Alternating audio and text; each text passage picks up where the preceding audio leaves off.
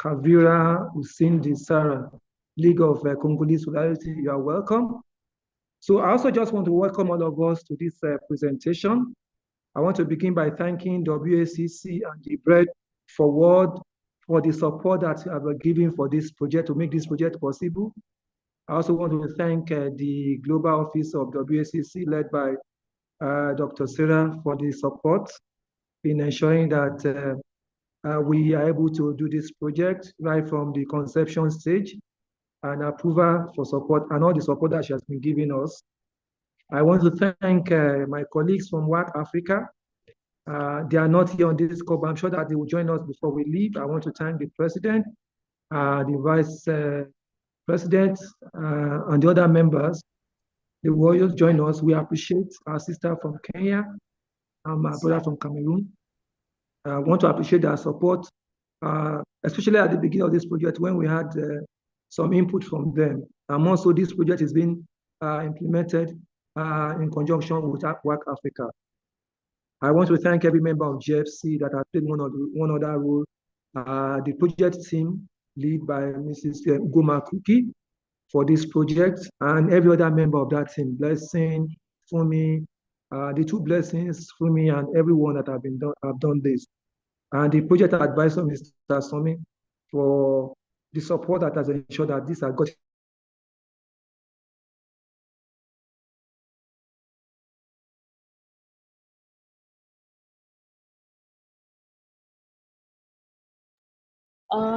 I guess network.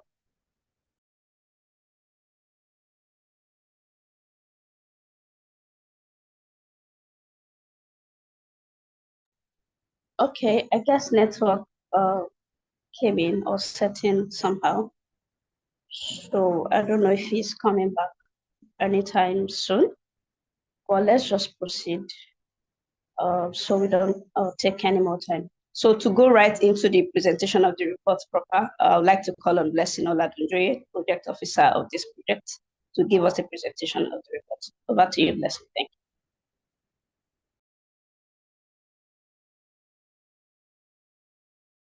you. Thank you so much, and good afternoon, everyone. Thank you for being a part of this. So we're speaking specifically to this report, and I'll just be going through some components of the report, and I'll take the first and second section, and then hand over to other key team members to take the presentation forward. So the report is that trends and context of misogyny and tech-facilitated gender-based violence in Nigeria. This is the cover, and it is published by Journalists for Christ International Outreach with support from WACC and Bread for the Wealth. And here we have a hashtag End Misogyny NG, because we felt this is important to narrow it down to Nigeria and to make a campaign to end misogyny, which is being perpetrated online. And we have the table of contents, 4 major sections, and I'll be going through section 1 and section 2, while others will take section 3 and section 4. And this acknowledgement has been put together by the president of GFC, Mr. Lekon Otufodering, basically appreciating all the key members, all the team members, the volunteers that joined us for the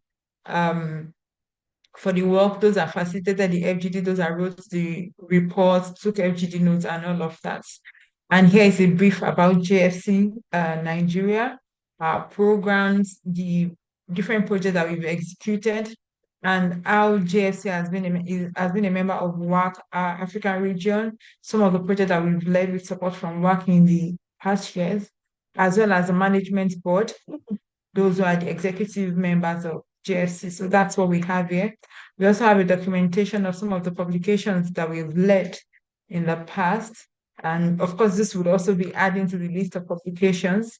Here are also our affiliations and memberships we belong to.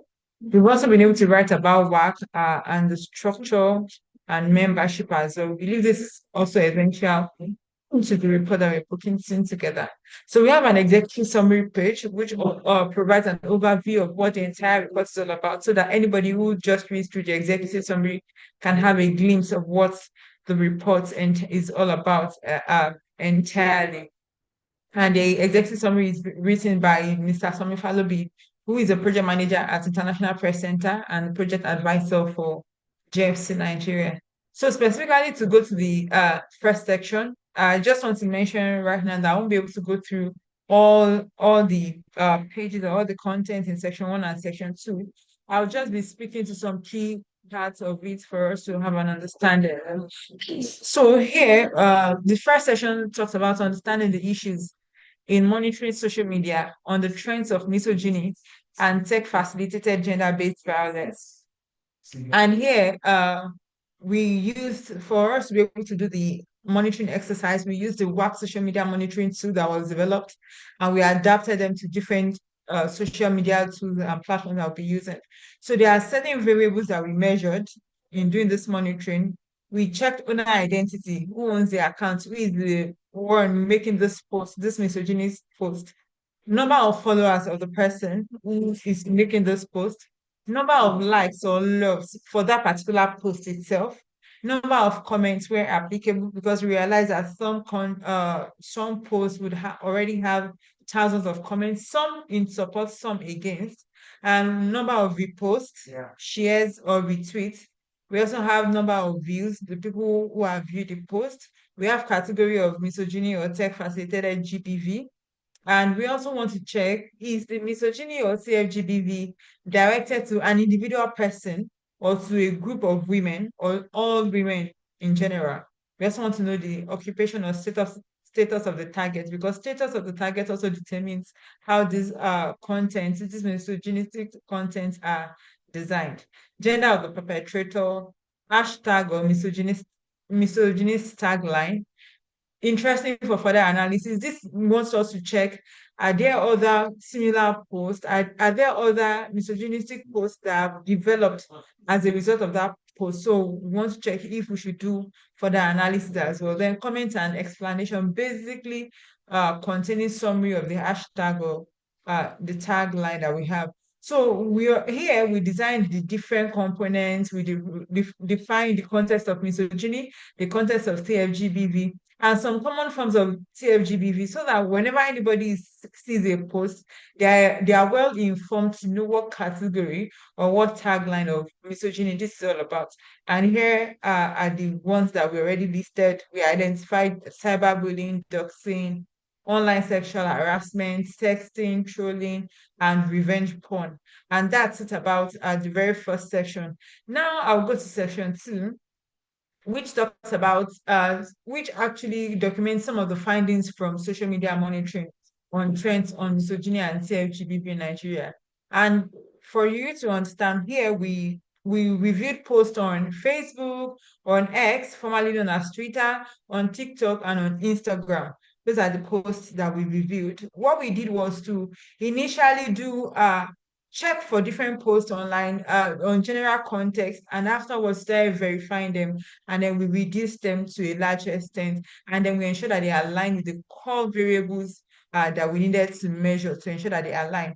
So over 500 posts were gathered initially at the initial stage, when we just asked our volunteers that we trained to go online, check for posts that you think are misogynist, and then they brought some of those links to us, and over 500 of them, but only 66 were relevant to the specific issues of misogyny and CFGBV across the platforms monitor. So some of the other posts were discarded just because they cut across different issues on child sexual abuse, gender rights, domestic violence, rape, denial of rights, etc. But we're really specific to ensure that they've all fall the posts that we review fall into the category of what we are monitoring. Out of the 66 relevant links, we had 49 on Facebook, 8 on X, 8 on Instagram, 1 on and 1 on TikTok. So that's a total of 66 posts that we really reviewed.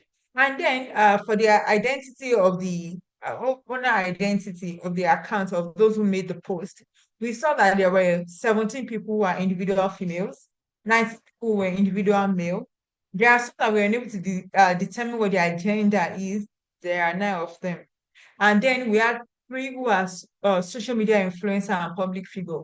It was really important for us to separate social media influencer because they command a lot of people as public figure. Making misogynist posts also means that the content is going to reach a lot of people, a lot of audience on social media. A blogger and skit maker as well, we had 15.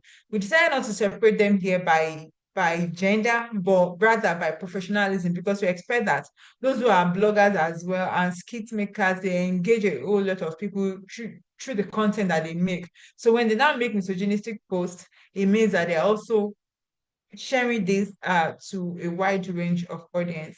I won't talk about the number of followers, but the number of followers also had a role to play in this. For the number of likes, we had one with over 19, above 100,000 for likes or love as applicable for over 19 of the posts. And we can see that this means that a whole lot of people are engaging this. It means the concept of misogyny is somewhat well accepted. And sometimes people just see it and they do not even know that it's misogyny. They just accept it and just move on with whatever it is that they were doing.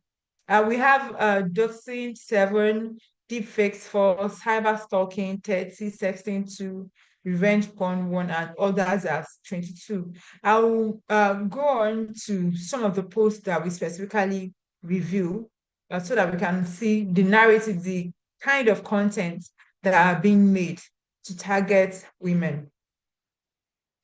And here, here are sample case studies. Like I said, we reviewed 66, but we do not have the entire 66 here. And this particular one here is the first case study. And it has to do with the appointment of Mrs. Adara Mweji as the CEO of Zenith Bank and the hookup girl statement. Adara Mweji was appointed by Zenith Bank, which is one of the apex bank in Nigeria. And then after being appointed, someone posted this Azolike Nonso Amafemuna went to his Facebook page to say, Adara Mweji, the woman appointed as Zenith Bank PLC first female CEO, looked like a hookup girl. I will never take that bank seriously again. And he came online to make this post, discarding her competence, whatever she might have done, her years of service for her to be relevant to make this post, and just say that she looks like a hookup girl. And for context, hookup girl is a terminology which generally refers to a lady involved in casual sexual relationship or like sex workers. They're not even as sex workers. Maybe just come and just do this and just move on. And imagine someone of that status and that caliber as a hookup girl, just because you want to reinforce your bias against women in leadership position. That's what we feel that it's really absurd. And then someone came on Facebook to reply and say that you obviously do not know what it takes to make it to the top at such high level. You obviously are unable to grasp how much competition there is for such position. And the poster came ahead to say, I know now. That's why I said that she knock her way to the top. This is the poster still trying to say that the woman knock her way to the top is like she slept her way, she had sex with other people in top positions within the bank to be able to get to that position. So this is really saying that women cannot get to the peak of their career, women cannot advance in career just because they are women. They must have had something to do. And eventually a whole lot of people came around to really put Azolike, and eventually, as a result of the commendation and backlash, he had to later delete the post. He deleted the post on Facebook. He removed his picture from his Facebook account. And much later, I started refining the kind of post he made on Facebook. So this says that whenever we see certain things, maybe misogynistic post, and we just go ahead with it without raising any eyebrow, people see it as normal and they just move on and not do anything about it. So if we're not also speaking up, it means we're also reinforcing the stereotype. And the next post, which is also regarding to the Zenith Bank CEO's profile, this is someone saying, this is on X, says, the new Zenith Bank CEO's profile gives me orgasm. And then it went on to talk about the profile of the woman. If it was to be a man, would you say that the profile gives you orgasm? And people talked about that it is, and the post was seen by over 1.8 million views. with 3,000 quotes and almost 9,000 likes as of the time that we did the review. And much later, he said, oh no, he was just super excited. It was just because he couldn't control his excitement and he would do better next time. That's also a positive view from reporting. So if people had just laughed about it and just moved on, it would have become normal. And then when you see a woman doing really good in their career, you just objectify them, sexify them, and just do all sorts. I'll just go ahead. There are a couple of other links, other stories that we reviewed. Here, all women are gold diggers. Some are just better at hiding the shovels. And this is also by Azolike. Most women have only beauty and their body to offer. Different posts. And here the post about Funke Akindele. She's a Nollywood actress, a star actress here in Nigeria. She's quite popular. This also means that misogynistic posts also target those who are stars, who are rising in their career. For additional context, she's also the deputy gubernatorial candidate of the major opposition party in Nigeria during the general election last year. So this kind of post talking about targeting her to ridicule her about her marital status just because she's doing well in her career is also a way to demean a person as an individual. So this post just came on to say she's ugly and all of that. And here is someone also talking about, here's another post about John Doe is an influencer on X in Nigeria, describing someone as a spoiled amala wrapped in dirty black nylon. And amala in Nigeria is a staple food, which is actually already black in color. Now saying that someone looks like a black food that is spoiled, wrapped in dirty black nylon, really ridiculing the person's identity, all because the person is a woman. And here is someone in church, and then someone says she will lead women to hell just because she's singing in church. And here is also another image of a woman, Tony Abraham. She's also a Nollywood actress. She was just dancing and she posted something online. Then someone made a comment, see how she resemble yam, where they use force or fruits. Like, when you need to harvest yam and it's not coming out, and then you now uproot it by force and describing human like that. So we had different posts like that, really insulting the person of women, ridiculing their identity, their career, just because of the post or of their personal perceptions. And the last case study I'll talk about now is Agbajondo, who says generally women are selfish people, but they are necessary evils. Do you do all you can to make sure you vet her before you wife her?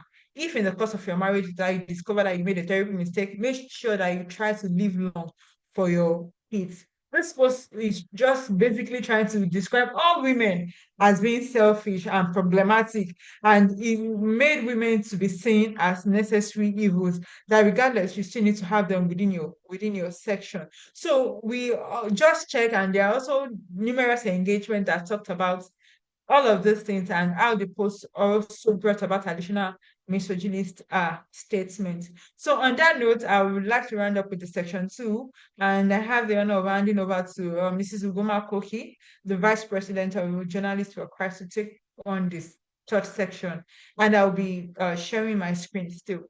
Thank you. Thank you, Blessing. I'm going to be taking section 2 of the report. And in section 2, we looked at what happened during the focus group discussions on trends of misogyny and tech-facilitated gender-based violence in Nigeria. And the reason we did this is to consolidate the online social media monitoring and to get experiential references and sources. And it's also because we have plans to generate insights for counter narratives and strategic advocacy interventions, which Fumi will talk about later. And we're hoping that with all of that, it will reduce these negative attitudes. So during the focus group discussions, we conducted it over 4 weeks in August. And we had 8 different focus group discussions. And the sessions were both physical and virtual, and they cut across participants in both Lagos and across Nigeria, because we had people from Rivers, from Abuja, from Niger, and so on. So we made sure that it wasn't just people in Lagos alone. And then the sessions were moderated by a team of experts comprising a consultant and 5 facilitators. And we had diverse audiences, altogether about 100 participants. And the sessions, we had the session with the Nigeria Association of Women Journalists. We had a session with the female students from tertiary institutions. We had another broader session with female journalists across Nigeria. Rather than just stopping with the Nigeria Association of Women Journalists based in Lagos, we had other women journalists from across the country participating. And then we had a session with people living with disabilities, those who are visually impaired, those who are albinos were also part of that session. And then we had this other mixed session with female professionals from different walks of life participating in the session. And then we had a session with other social media enthusiasts. And the interesting one was the one we had with the men, because we had to bring in the men, since most of the time it's this misogyny and tech-based gender-based violence. Tech-facilitated gender-based violence emanates from the men. We had to bring them in to also discuss. And it was very interesting, because we had, in those focus group discussions, we had different highlights of things that happened. And as for the men's zone, they agreed that, they noted that the tech-based, tech-facilitated gender-based violence and misogyny is usually because we live in a patriarchal society. And then there was need for them as men to speak up, especially since they also have daughters, because we had people saying, I have a daughter, another person saying, I have a daughter. So, and then they were looking at the fact that if these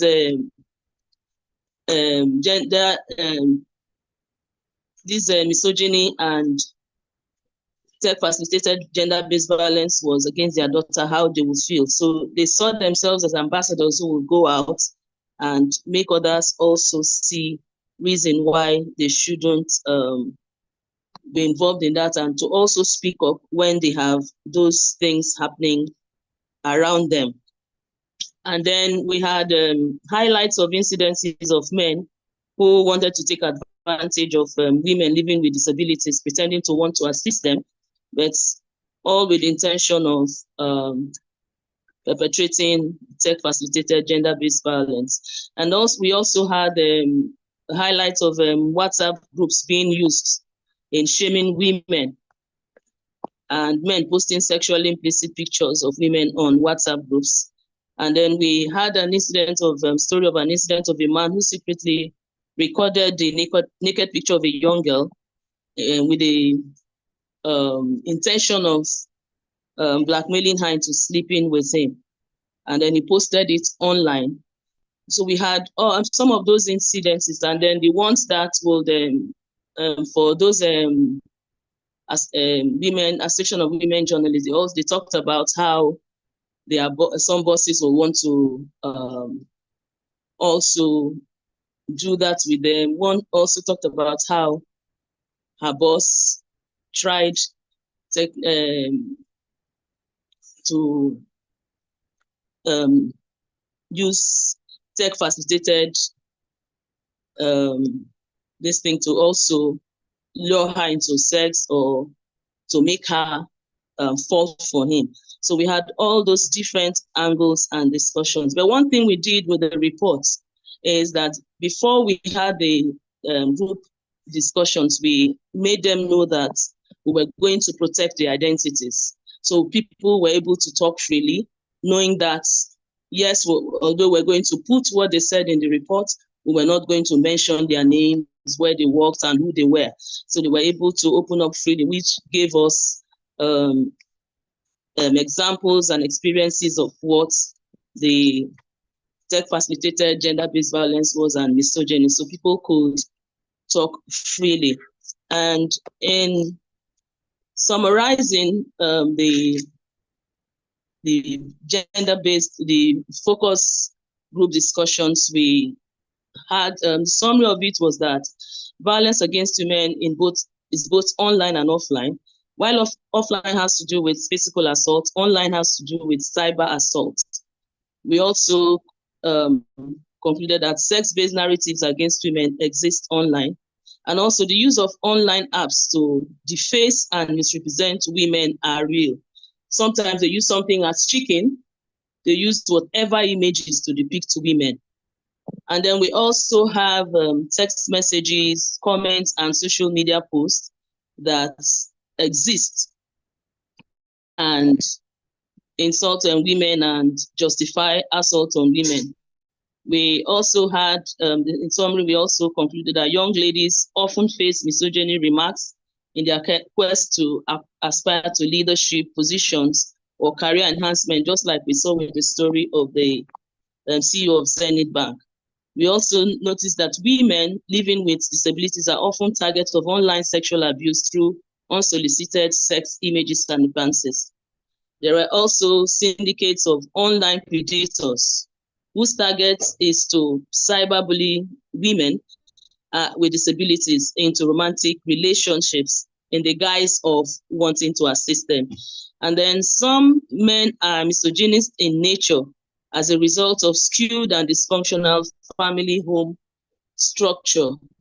And so part of the counter narrative we're going to do with that is to see how we can discuss with people when we start advocacy on how they can start reducing these things from the home.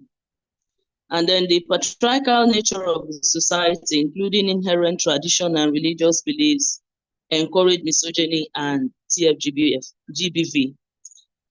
Also, though men are the perpetrators of misogyny and TFGBV, men are also very strategic and important in playing key roles in efforts to curb misogyny and TFGBV. That is why when we start our strategic alliances and our advocacy, we would get men. Some of them have even volunteered to be ambassadors. So we're going to use them to counter narratives and also involve them in trying to reduce all the negative narratives.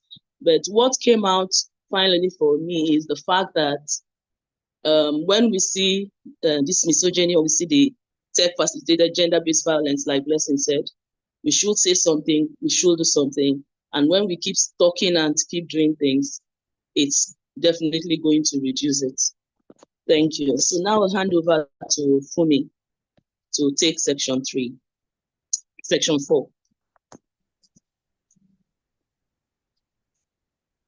Thank you, Mrs. Koke.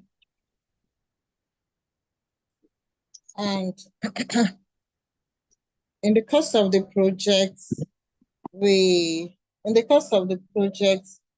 discovered the effects of misogyny and tech-facilitated gender-based violence on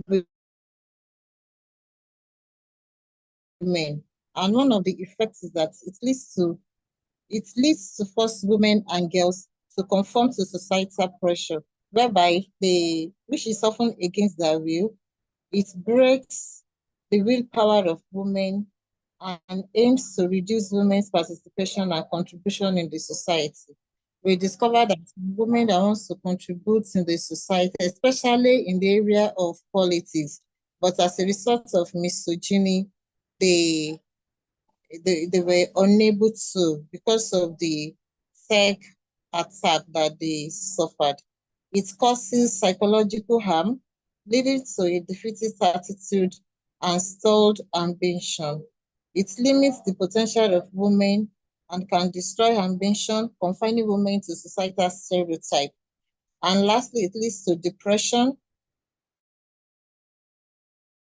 suicidal thoughts, and stigmatization. Like we have said from the story that we have monitored, some women, they couldn't take it, and at the end of the day, some went into depression, and some had suicidal thoughts. And how can we respond to this challenge of misogyny and CFGBV. It is very important that we create awareness, educate people, and engage in online support networks. It is also important to support the victims and confront misogyny when witnessed. We must not keep quiet. We must speak out and defend the victims. And it is very, very important also to involve men who understand the issue and sensitize boys to be responsible to values and treat girls and women with respect. And also the need to involve religious leaders and community organizations. This is very important because these religious leaders, they have followers, large followers. For instance, in Nigeria, religious leaders, they have large followers, and their followers, they respect what they obey whatever their leaders say. So it's very important that we involve these religious leaders. And there is also the need to produce counter narratives and promote women's solidarity and mutual support. And there is also the need for advocacy and enforcement of laws against sex-facilitated gender-based violence. And it is also important that we increase media reporting on the issues and encourage storytelling to educate others. As journalists, we educate, we inform. So it is important that we carry the journalists along because they are the voice of the people. And lastly, it is also important to build networks and involve other stakeholders for concerted efforts on the issue. And beyond what we've done, the next line of actions for intervention by JFC include the public presentation and media launch of these reports and creating wider visibility and public discourse within the context of the End Misogyny initiative in terms of the trends and context of misogyny, sex-facilitated gender violence in Nigeria. We will also engage in production and dissemination of digital counter-narratives under the End Misogyny initiatives to mitigate misogyny and CFGBV. We will also engage in virtual capacity building session for journalists. Like I said earlier, it is very important that we take journalists, we involve journalists in whatever we are doing. So we are going to partner with them and also carry out some capacity building for them so that they will have better understanding on engendering gender supportive reporting of GBV issues. And we are also going to engage in strategic alliance. And this is very, very important because as an organization, we cannot do it alone. So we are going to partner with media organizations in Nigeria. We are going to partner with religious bodies. We are going to partner with other organizations, government agencies, and policy makers. And we are also going to do something very important. During the project, we try to inculcate the use of local language. And so in order to have a better and larger understanding of this issue, we are going to use the three major languages in Nigeria: Yoruba, Hausa, Fufude, and Igbo. And these are the three major languages that we are going to use. During the project, we experimented with one. We used Yoruba using the hashtag #EndMisogynyNG. So we interpreted it in Yoruba saying, "Ẹ dákun ìwà ìdíbàjẹ́ sí àwọn obìnrin." So we are going to continue with this, and we will also we will also work with some media organizations that also speak the local languages so that we'll be able to get to the people at the grassroots. And we also engage in feasibility and advocacy actions under the hashtag Misogyny initiative to mitigate misogyny and facilitated gender-based violence in Nigeria. Thank you.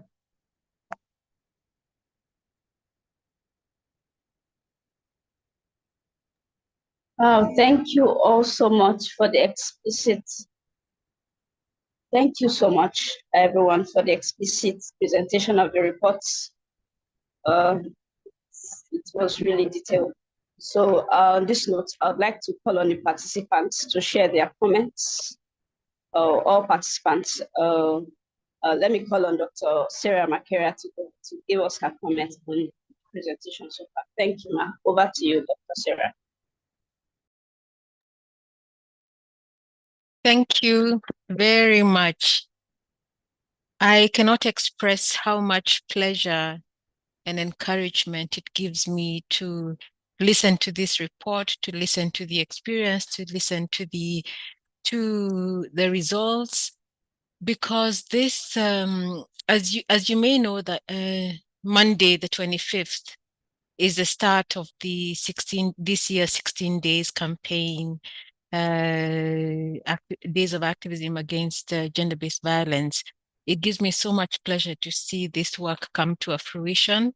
This is one of a handful of projects that have pioneered the social media monitoring methodology that is inspired by the Global Media Monitoring Project that some of you would be aware of, WACC's flagship initiative on gender equality and through the news media.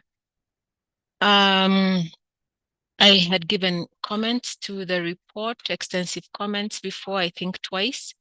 So I do not have anything to add to this, only that I would encourage, seeing the plan of action, I really would encourage looking into tapping further funding in order to implement these actions.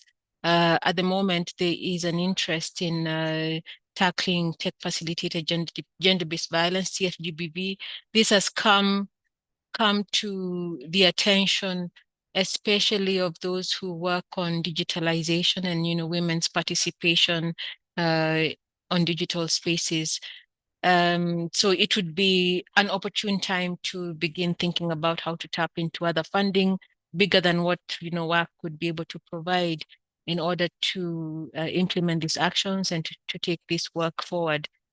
At one point, violence against women used to be the subject of whispers on corridors. And now that it hopped onto the internet, it's much more blatant and still not a subject of concerted effort action by regulators, by duty bearers.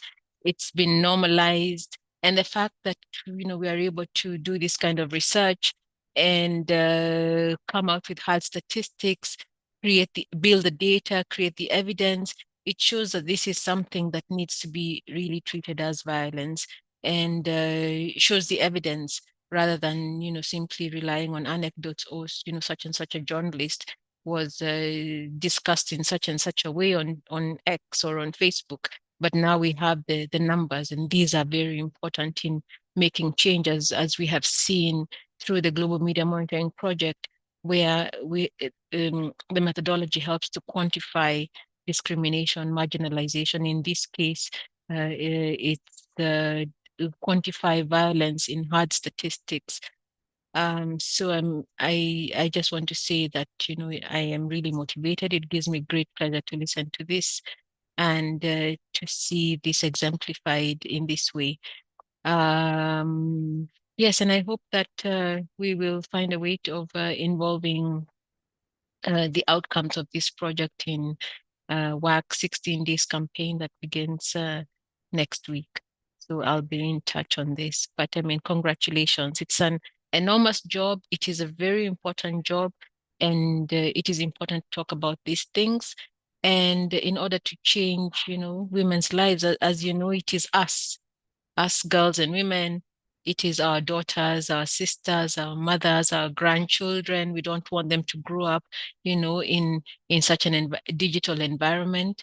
we want to change the narrative. We want to change the conversation and make this an outlaw TFGBV and all the new forms that it keeps taking as technology advances. So just congratulations to JFC, and I'm looking forward to the launch. Thank you. Thank you so much, Dr. Sarah. Thank you. Thank you for your comments, and congratulations to JFC and to the team. Thank you, everyone. So on this note, I'd like to call on the representative of Brooks for the Wealth, if there's anybody on the call to give it to her. Thank you. I think my statement also speaks for Bread for the World, because it's a partnership between WACC, Bread for the World, and I think OPM, Valdensian Church. Okay. Thank you very much, ma'am. So, comments. Welcome, more comments. More comments. From WACC ROS schools. Other more comments. I don't know if I'm allowed to make a comment. Okay, thank you so much, Dr. Sarah, for the comment. And like you said, it's coming out at the time that we're starting the 16 days of activism against gender-based violence, and this is really coming out. And also speaking to the emerging trends of tech-facilitated GBV. So I believe this is important. If there are also fora or opportunities to also share these reports, I think that would also be good for GSC as a team, so that this is not just applicable amongst ourselves. Yes, we already highlighted ways to share this. We'll be working with different media organizations, and Mrs. Fumifalobi already talked extensively about that. But if there are other opportunities where we can also share this, syndicate this with other partners as well, to understand some of these components of the report, some of our findings, I think that would be good. You can also share with us if such opportunity or platforms come up. I just thought to mention that now. Thank you so much. Noted. Any more comments? More comments. More comments? No more comments. Okay, on this note, I'd like to bring this meeting to an end. Let me call on Mr. Somi Falobi, to the project consultant, to just give us his final words. Thanks, just to wrap up the session. Thank you so much. Over to you, Mr. Somi. Okay, thank you very much, Blessing, and thank you for the team for putting this together. It's interesting as a man to see the different issues, how they are being played out, and to recognize that there are roles that men could actually play in advancing the issues in curbing TFGBV. Of a truth, we've seen from the report that most of the perpetrators, or those who advance misogyny, are actually men. And we also seen that those who made attempts even to curb are also men. So there is a role for men in the schedule of things. And I'm glad that I'm invited to be part of this, to be able to give advice and give some insights. And I'm so proud that this is coming out well. Thanks to Dr. Sarah for all the inputs, and for the learning process to be part of this project. Of course, there's still so much to do. Even as the advocacy will start over the next few weeks, to engage other stakeholders and to put faces to the issues and put actions to the objectives, actions to the plans that we have. I trust that the ladies and the women in the house who have been part of this, we take this all out, and then we will be supporting from the back, supporting where we need to speak up for them, and when we need to confront other men, engage other men to respect your views, we'll be there for you. That's much I can say. I don't know, Mr. Benga Oshinnaike was part of some of the sessions. I don't know why he's with us. Perhaps what has been the experience for him, he has listened to most of the sessions of the focus group discussion. perhaps we also good to hear his viewpoints as a man listening to the issues that came up. Mr. Shunaki, are you still there? We'd like to have your voice to this issue. I'm here. I think I was involved in doing the rapporteur work for some of the sessions, and I think it was it was quite revealing. Some of the sessions were quite revealing, and some of the discussions by participants threw up some issues that either had not known before. And I must commend the effort of all those who participated in the project. Particularly in Mr. Sami, who helped in the technical end of the project, essentially. So I think that going forward, like Sarah said, in his discussion, in our submission, that we need to take the project a bit further and look at the areas of implementation, trusting God for more funding to carry out the implementations of some of the recommendations. By and large, it's a great work. Well done to everybody. Okay, so thank you all so much for all the wonderful comments. They are all noted. So call on Mr. Daya Emmanuel to give us a vote of thanks to wrap up this session. Mr. Daya Emmanuel. Mr. Daya Emmanuel.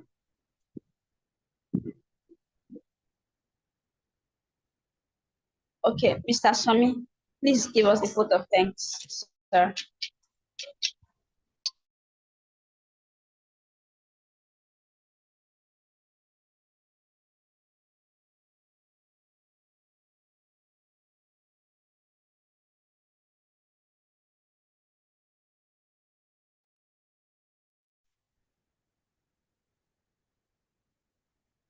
Mr. Daya Emmanuel.